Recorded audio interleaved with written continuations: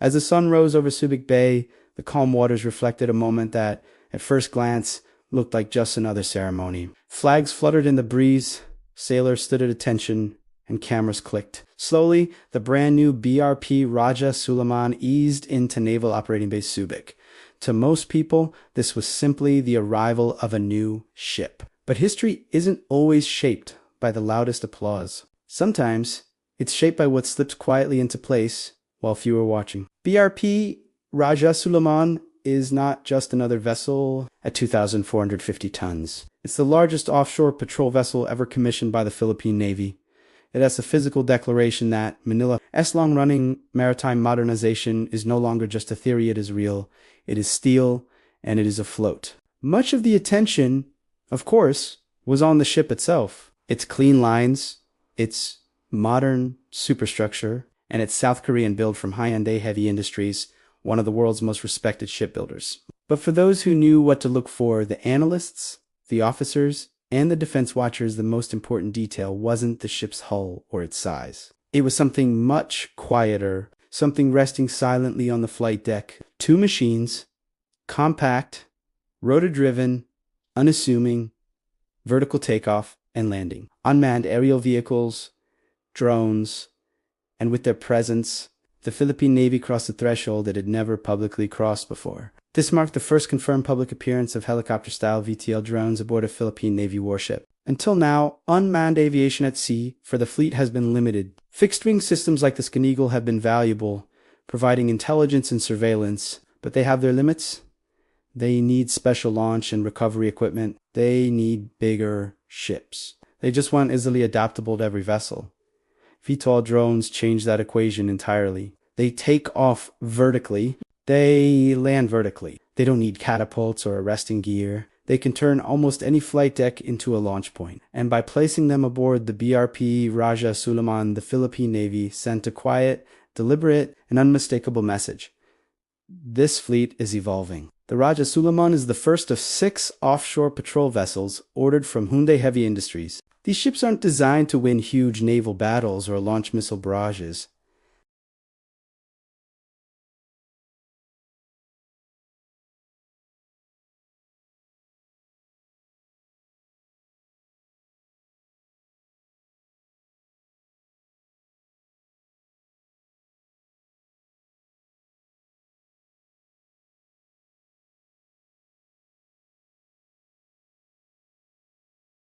While big, powerful frigates might grab the headlines, it's vessels like the Rajah Sulayman that do the daily grind of maritime security. They are the ships that show the flag, the ships that intercept intruders, the ships that document encounters, and now, thanks to these unmanned systems, they are the ships that see farther than ever before.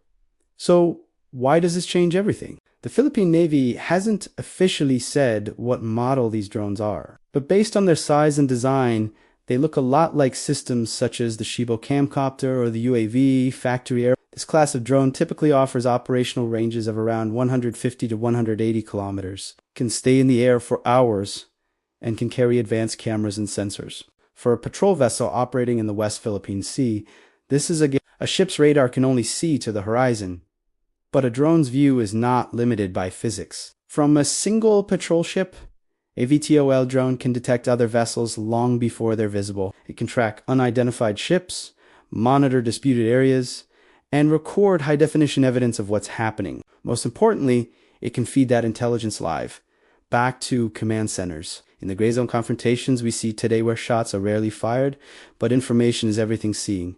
First often matters more than shooting first. Modern maritime standoffs rarely look like traditional naval battles. There are no fleets exchanging fire. Instead, there are patrols, shadowing, and harassment without escalation. In this environment, situational awareness is the most decisive weapon. A VTOL drone lets a patrol vessel stay outside a tense situation while still seeing everything. It allows commanders to make informed decisions instead of just reacting. It allows every encounter to be documented objectively with video evidence that can be sent straight to the top. By deploying drones from ships like the Rajah Sulayman, the Philippine Navy no longer depends only on land-based aircraft or high-end warships to see what is happening at sea. Every patrol vessel becomes a sensor. Every patrol becomes rich with intelligence.